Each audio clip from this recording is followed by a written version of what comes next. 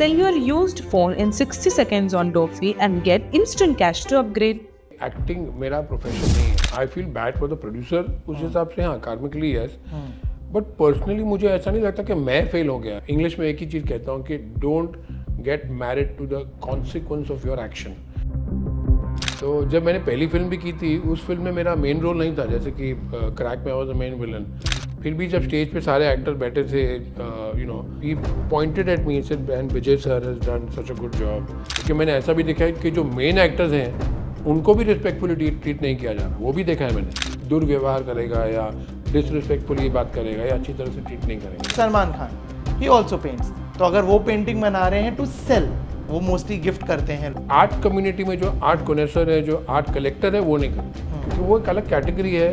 और जैसा कि मैंने कहा, जो पेंटर जो होते हैं, करियर पेंटर, ऐसा नहीं कि आप एक्टिंग भी कर रहे हैं, पेंटिंग भी कर रहे हैं, तो वो नहीं. जो करियर पेंटर्स होते हैं, जो भी आपको मैं नाम बोल रहा हूँ, जब हमें कोई बोलता है कि ये पेंटिंग इतने में जा रही है, इतने में बिकी है, या फिर ही सो फेमस पेंटिंग, हम लोगों को वो चीज़ शायद समझ नहीं आती. 2 हफ्ते पहले एक हुसैन बिकी है जो 120 करोड़ के आसपास बिकी है. 120 करोड़ की एक पेंटिंग. अब आज वो गायटोंडे की पेंटिंग जो भी है, जो भी गायटोंडे की पेंटिंग मार्केट में आती है, वो कम से कम 40 करोड़ में बिकती है. हेलो, हाय, आदाब, नमस्कार, सत श्री अकाल. आप देखना शुरू कर चुके हैं गलाटा इंडिया और मेरा नाम है अविनाश पाल. आज मेरे साथ एक ऐसी शख्सियत मौजूद है जो सिर्फ एक नहीं, दो नहीं, बल्कि बहुत सारे चीज़ों में एक्सपर्ट हैं, जो अपने आप को बहुत सारे क्षेत्र में, बहुत सारी सेक्टर्स में एक्सप्लोर कर चुके हैं, एक्सप्लोर कर रहे हैं, और हम उन सब चीज़ों को आज उनसे जानेंगे. मेरे साथ हैं विजय आनंद. हाय विजय, वेलकम. नमस्ते.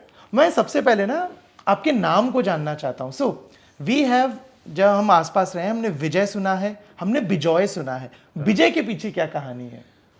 तो वही है, कहानी बनानी है. क्योंकि जैसे आपने कहा, विजय का पता यू नो, बिजॉय है बंगाली में. तो जब माय पेरेंट्स वर नेमिंग मी, मेरा नाम रख रहे थे, तो उन्होंने ये नाम विजय देखा. उसका कोई मीनिंग था ही नहीं उस वक्त.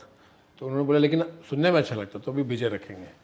तो जैसा कि मैंने कहा कि मुझे अभी इस नाम का मीनिंग बनाना पड़ेगा. सो विजय, टेल मी, व्हेन स्क्रीन पे आप पहुंचते हो, जब आपके सामने कभी भी कोई भी बोला जाता है एक्शन, पहली चीज दिमाग में क्या आती है? Surrender. Because as an actor, अगर आपने विजय आनंद को पकड़े रखा और आपको वो जो कैरेक्टर जो है उसके अंदर अगर आपको जाना, तो पहले आपको सरेंडर करना पड़ता है. और उसके बाद जो आपकी नॉलेज है लाइफ के बारे में, वो आप as a human being, that's why everybody is not a good actor. हर कोई इंसान अच्छा एक्टर नहीं हो सकता. जिसने लाइफ को नज़दीकी से देखा है, जिसने बहुत सारा अनुभव किया है, नॉलेज लिया है, वो अपने आप को अलग अलग कैरेक्टर्स में ही can immerse himself in those characters. तो when the camera says action and we have to start shooting, we just have to surrender to that character and then stop being Vijay Anand and stop worrying about कि camera में कैसा दिख रहा है, अच्छा दिख रहा हूँ कि नहीं, लोग क्या सोचेंगे. No, just surrender and become that character. वो याद है जब पहली बार बोला गया था एक्शन, लाइक वो आज से, क्योंकि बहुत वक्त हो गया है, आज भी उतनी नर्वसनेस रहती है जब कोई बोलता है, या ठीक है अभी हो गया है ना, अभी मैं हो चुका हूँ प्रो? नहीं, नर्वसनेस कभी थी ही नहीं, क्योंकि मेरा शुरू से जो फिलॉसफी था लाइफ का, वो कभी किसी को इम्प्रेस करने का था ही नहीं. शुरू से my life philosophy has been कि जो भी करना है, काम अच्छे से करना है और उसे एंजॉय भी करना है. इसीलिए जब लाइफ में पहली बार एक्शन किसी ने बोला, या लाइफ में पहली बार स्टेज पे जाके स्पीच देनी पड़ी, या वो नर्वसनेस था ही नहीं. क्योंकि नर्वस अब तब होते हैं जब आपको किसी को इम्प्रेस करना है कि लोग क्या सोचेंगे. मुझे तो जो मेरी कैपेसिटी है उसके हिसाब से अपना बेस्ट परफॉर्मेंस देना है और एक ऑथेंटिसिटी मेंटेन करनी है, बस. तो उसमें नर्वसनेस कभी आता ही नहीं है, किसी को भी नहीं आएगा. खुद को देखते हो स्क्रीन पे, खुद की फिल्में, खुद के प्रोजेक्ट्स, बहुत सारे एक्टर्स बोलते हैं नहीं यार मुझे खुद को देखना पसंद नहीं है. Are you that kind of person? नहीं, पसंद नहीं है ये बात नहीं है, लेकिन पसंद है ऐसा भी नहीं है. ऐसा नहीं है कि मैं जाके अपने आप को देखता हूँ फिल्म में. अभी जैसे लास्ट जो मेरी फिल्म आई थी Crack, it was my best role. I work with the wonderful director called Aditya Dutt, and so I was playing the main villain, and it was a beautiful character. Shooting हमारी पूरी Poland में, Europe में हुई थी. तो आपने जैसे पूछा, ऐसा नहीं है कि मुझे पसंद नहीं है, लेकिन ऐसा भी नहीं है कि मैं 3-4 बार थिएटर में जाके अपने आप को देखूँ हाँ ये क्या कर दिया मैंने, तो है, अपना काम है, एज अ प्रोफेशन आपने किया और बस आगे बढ़ो. विलेन मतलब नेगेटिव शेड के characters as a actor play करना मुश्किल होता है, उस माइंडसेट में जाना, खुद को वैसे पोर्ट्रे करना, या पॉजिटिव कि वैसा तो मैं हूं ही ना, वो तो मैं कर लूंगा? नहीं, तो जैसे कि मैंने आपको पहले कहा कि आप जब सरेंडर करते हैं और Vijay Anand, you stop being Vijay Anand, उसके बाद जब आपने जो भी कैरेक्टर आपके सामने स्क्रिप्ट में है उसके ऊपर आपने सरेंडर कर दिया, तो कोई भी कैरेक्टर डिफिकल्ट नहीं है, नेगेटिव भी डिफिकल्ट नहीं है। जैसे कि क्रैक में मैं विलन था, बहुत सारे प्रोजेक्ट में विलन था, और फिर मैंने ब्रह्मा भी किया। आदि पुरुष में I played Brahma also, I played Janak also. तो पॉजिटिव हो या नेगेटिव हो, आपको तो खाली सरेंडर करना है, इसीलिए फिर वो ऑथेंटिक भी लगता है। जब मैं नेगेटिव करता हूँ तो लोग बोलते हैं यार कितना गंदा आदमी है, कितना मतलब नेगेटिव आदमी है। और जब ब्रह्मा करता हूँ तो सेट पे मजाक उड़ाते थे, बोलते थे, ओम राउत बोलता था कि सब लोग बोलते हैं कि ब्रह्मा जी आ गए, कोई ये नहीं बोलता था कि एक्टर आया, बोलते सब लोग हंसते हैं, बोलते हैं ऐसे लगता है ब्रह्मा ही आ गया। तो ऑथेंटिसिटी वहीं से आती है। ट्रू। आपने 2 फिल्मों का जिक्र किया, one is crack, second one is आदि पुरुष। दोनों से एक एक सवाल है मेरा। व्हेन यू वर्क विद विद्युत जामवाल, 2 फिल्में आपने की हैं उनके साथ, डू यू एवर फील कि वो बहुत अंडररेटेड है आज भी? द पोटेंशियल, जो टैलेंट उनमें है, आई थिंक इंडस्ट्री में वो सपोर्ट उनको नहीं मिल रहा है। आई थिंक इज एक्टर तो अच्छा है ही, but is also a wonderful human being, and he like, I can not tell you how much I love him. मतलब एक हम लोग की एक ट्यूनिंग है, एक अंडरस्टैंडिंग है, एंड मुझे वो इतना लाइक इतने अच्छे लोग आजकल मिलते नहीं हैं। ट्रू। तो जब मैंने पहली फिल्म भी की थी, उस फिल्म में मेरा मेन रोल नहीं था, जैसे कि क्रैक में I was the main villain. फिर भी जब स्टेज पे सारे एक्टर बैठे थे, यू नो, पूरी मीडिया के सामने 150-200 लोग थे, he pointed at me, said and Vijay sir has done such a good job. तो मतलब एक वो, he is very thoughtful, is very kind, is very generous. तो इस तरह के लोग आजकल तो मिलते नहीं है। दूसरा, आदि पुरुष का जिक्र हुआ, कितना फर्क पड़ता है एज एन एक्टर जब कोई प्रोजेक्ट बहुत सक्सेस होता है या अनफॉर्चुनेटली कमर्शियल टर्म्स में सक्सेसफुल नहीं हो पाता है? एज एन एक्टर कितना फर्क पड़ता है उसका? मुझे बिल्कुल फर्क नहीं पड़ता। I feel bad for the producer, उस हिसाब से हाँ, कार्मिकली यस, बट पर्सनली मुझे ऐसा नहीं लगता कि मैं फेल हो गया या मुझे लाइक एक तो सबसे बड़ी बात यह है कि एक्टिंग मेरा प्रोफेशन नहीं है, मैं एक्टिंग अपने शौक के लिए करता हूँ। मेरा, I am an art dealer, I deal in art. लोगों को कौन सी पेंटिंग खरीदनी है, उसका आर्ट इन्वेस्टमेंट में बहुत सारे बैंक्स को एडवाइस करता हूँ, HNIs को एडवाइस करता हूँ। तो एक तो प्रोफेशन है नहीं, तो ऐसा नहीं कि अगर 4 फिल्में फ्लॉप हो गई और बाद में रोल नहीं मिला तो क्या होगा। एक तो that insecurity is not there, नहीं है, करेक्ट। और जैसे कि मैंने पहले कहा कि मैं एक्टिंग किसी को इम्प्रेस करने के लिए करता ही नहीं हूँ, मैं एक्टिंग करता हूँ क्योंकि मुझे एक्टिंग करने में मज़ा आता है। I enjoy the craft, it's an art. तो जैसे कि पेंटर को पेंटिंग बनाने में मज़ा आता है, एक डांसर को डांस करने में मज़ा आता है, वैसे मुझे एक्ट करने में मज़ा आता है, और मैं इसीलिए एक्ट करता हूँ। और उसमें फिर जब मैंने एक्टिंग की है, जो मेरा 100% था वो दिया है, उसके बाद फिल्म सक्सेस हुई या फ्लॉप हुई, उसके मैं हमेशा इंग्लिश में एक ही चीज़ कहता हूँ कि don't get married to the consequence of your action, कि आपने जो कर्म किया है वो आप एकदम 101% भाव के साथ करो, एकदम श्रद्धा से करो, और उसका जो रिजल्ट है उससे अपने आप को डिटैच करो, तभी आप लाइफ में खुश रह पाओगे। नहीं तो आप हर एक बार मेहनत करोगे, अगर उसका फल अच्छा मिला तो खुश हो जाओगे, नाचना शुरू करोगे, और अगर फल नहीं मिला तो रोना शुरू करोगे। है ना। तो वो अप एंड डाउन आपकी लाइफ में चलता ही रहेगा। स्थिरता चाहिए आपको, इक्विलिब्रियम चाहिए। तो आप कर्म करो, पूरी श्रद्धा से करो, अच्छी तरह से करो, और उसका जो भी उसका रिजल्ट है उससे डिस्कनेक्ट कर दो अपने आप को, उसको देखो ही मत। तभी आप लाइफ में लाइफ लॉन्ग हर पल खुश रह पाओगे। आपने अभी बताया दैट आर्ट डीलिंग थिंग, हम कॉमन लोग जिन्हें आर्ट की बहुत ज़्यादा समझ नहीं है, जब हमें कोई बोलता है कि ये पेंटिंग इतने में जा रही है, इतने में बिकी, या फिर ही सो फेमस पेंटिंग, हम लोगों को वो चीज़ शायद समझ नहीं आती। उसका POV क्या है? देखो क्या है ना कि कुछ आर्टिस्ट जो बहुत फेमस हैं, जैसे कि सपोजिंग MF हुसैन हो गए, राम कुमार हो गया, रजा हो गया, अब उन्होंने इतनी सारी पेंटिंग बनाई हैं, इतनी ही हैं, ठीक है। अब वो तो गुजर गए, काफ़ी सारे तो गुजर भी गए जी। अब और तो बनने वाली है नहीं, और तो आने वाली है नहीं। तो जब कोई अपना घर बना रहा है, सपोजिंग आपने घर 70 करोड़ में खरीदा, 200 करोड़ का आपने बंगला बनाया, उसमें आप रोड से लेके कहीं से लेके कोई भी तो आर्टिस्ट लगाओगे नहीं। आपका फर्नीचर इटली से आ रहा है, हाँ, आपका फर्निशिंग दुबई से आ रहा है, आपका तो इतना सब आप महंगा महंगा सब लग रहे हो, तो आपको पेंटिंग भी सबसे बेस्ट चाहिए। तो बेस्ट मतलब ब्रांड होता है। जैसे कि जो आदमी घड़ी पहनता है उसको पातेक चाहिए, उसको रोलेक्स चाहिए, वैसे भी आर्ट में कुछ नाम है जो आर्ट के पातेक और रोलेक्स हैं। ठीक है, अब वो सप्लाई अनलिमिटेड नहीं है। अब अगर सपोजिंग अंबानी जी ने कोई पेंटिंग खरीदी, वो थोड़ी बाद में बेचने वाले हैं, वो तो गई, मार्केट से निकल गई वो। इसी तरह से पीरामल साहब ने अगर उन्होंने पेंटिंग ली, मिस्टर बिरला ने कोई पेंटिंग खरीदी, वो गई लाइफ से, अभी आपको देखने नहीं मिलने वाली है। तो सप्लाई खत्म हो गई। इसके बाद जब आज अगर एक रजा की पेंटिंग आती है या हुसैन साहब की पेंटिंग आती है, आपको मालूम है कि अगर आपने आज इसे किसी भी हालत में नहीं खरीदा तो आपको ये पेंटिंग वापस कभी देखने भी नहीं मिलेगी। तो जिसके पास पैसा है, और इंडिया में ऐसे बहुत से लोग हैं जिनके पास बहुत सारा पैसा है, तो जिसको वो चाहिए वो उसका दाम देगा, कुछ भी दाम देगा।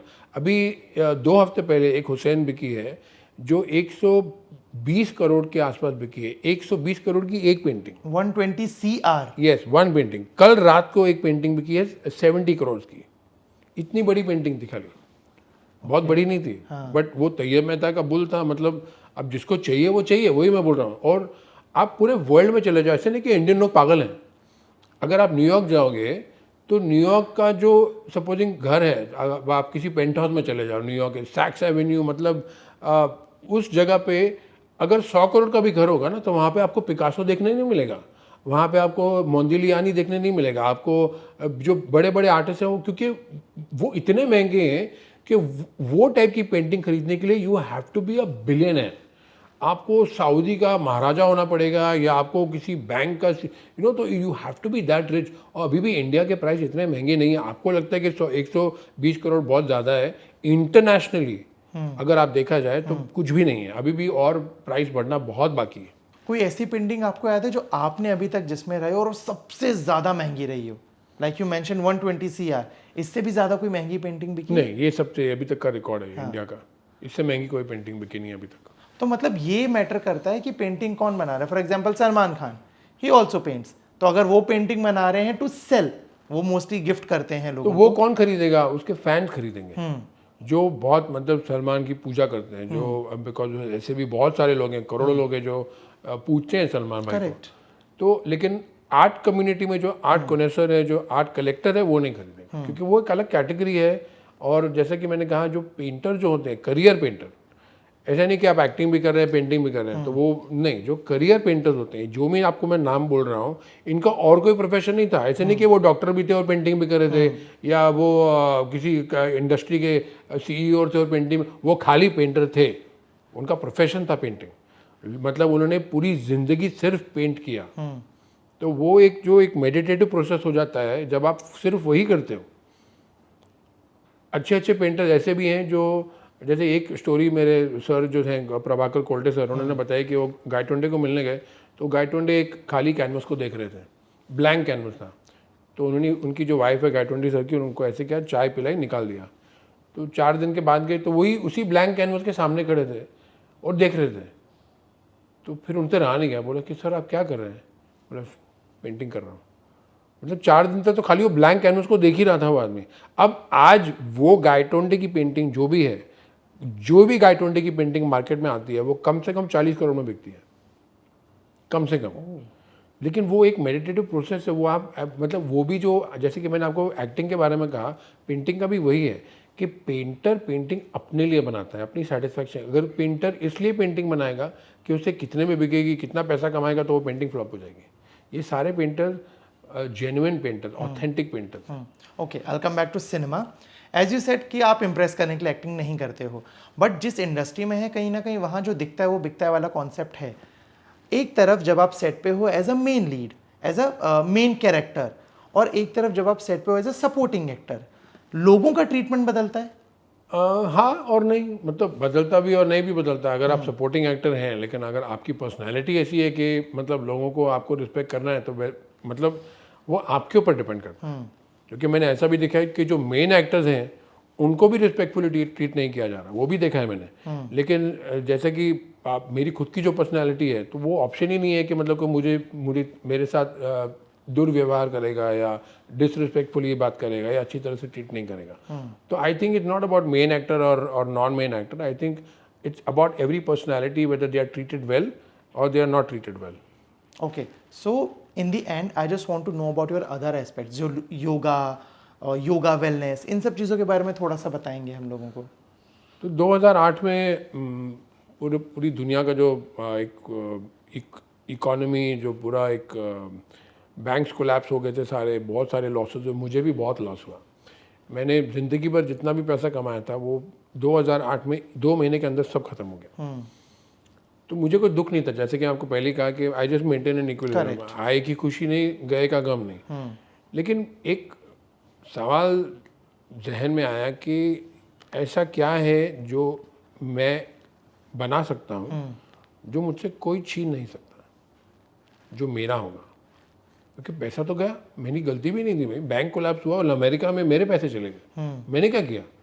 ट्रू. तो जब ये सवाल मैंने अपने आप से पूछा तो उसका जवाब आया कि पीस ऑफ माइंड, अंदर की जो खुशी होती है जिसे हम लोग ब्लिस कहते हैं, वो स्वास्थ्य, आपकी हेल्थ. तो ये चीज़ें जो हैं आपसे एक बार आपने बना ली, आपसे कोई छीन नहीं सकेगा. तो फिर मैंने अपना जो एक फोकस था लाइफ का वो चेंज किया और सिर्फ पैसे के पीछे भागना जो था वो छोड़कर मैं सिर्फ और सिर्फ हेल्थ और माइंड के पीछे भागा. स्पिरिचुअलिटी को समझने की कोशिश की और उस दौरान मुझे लकीली कुंडलिनी योगा मुझे मिला और इतना फ़र्क पड़ा मेरी लाइफ में. और as a human being, as a person, as my health और हर एक एस्पेक्ट में मुझे इतनी अच्छी तरह से, इतनी ब्यूटीफुली छू लिया उसने कि मुझे ऐसा लगा कि अब ये जो नॉलेज मुझे है, जिसने मुझे इतनी खुशी दी है, ये नॉलेज मुझे अब सारी दुनिया के साथ शेयर करना चाहिए. इसीलिए अब मैं सिखाता हूँ. मतलब चाइना, रशिया, यूरोप, मेक्सिको, मतलब आप कोई कंट्री का नाम लो, वहाँ से मुझे न्योता आते हैं, मतलब इनविटेशन आते हैं.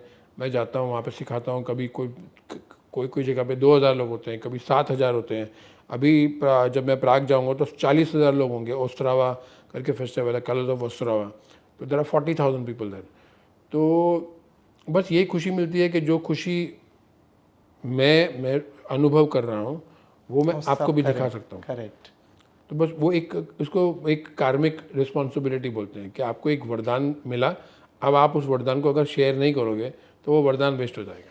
जो योगा हम लोग देखते सुनते करते हैं उससे और ये जो कुंडलिनी योगा है, क्या डिफरेंस है? बहुत फ़र्क है. हम लोग जो हमें पता है, जो मैंने जो ज़िंदगी भर किया था, वो हथा योगा था, अयंगर योगा था, अष्टांगा योगा था. उसमें आप एक मूवमेंट करते हैं, आसनास करते हैं, उसमें बॉडी की फ्लेक्सिबिलिटी बढ़ती है, बहुत अच्छा है हेल्थ के लिए. लेकिन आपका जो दुख है, जो आपके अंदर का जो ट्रॉमा है, जो आपके साथ बचपन में घटित हुआ, जो आपके साथ पिछले जन्म में जो आपके साथ हुआ, एक जो सोल ट्रॉमा जिसको बोलते हैं, जो एक आपके अंदर जो एक आपकी आत्मा की अशांति है, वो योगा से नहीं जाती.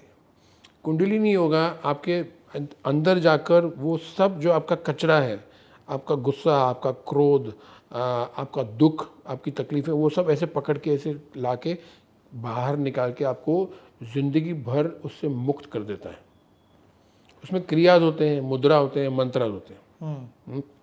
तो ये 3 जो चीज़ें हैं, क्रियाज, मंत्र और मुद्रा, इनका जो कॉम्बिनेशन है, इसको अगर सही तरीके से आप समझेंगे और करेंगे तो कोई भी इंसान अपने आप को एकदम जो बोलते हैं ना, लिबरेट कर सकता है, फ्री कर सकता है. Okay, thank you so much Vijay इस बातचीत के लिए. एंड वी होप हम ऐसे ही मिलते रहें और आपको हम ऑन स्क्रीन भी देखते रहें. Thank you very much. Thank you so much. My name is Vijay Anand and you're watching me on Galata, India. Sell your used phone in 60 seconds on Dofi and get instant cash to upgrade.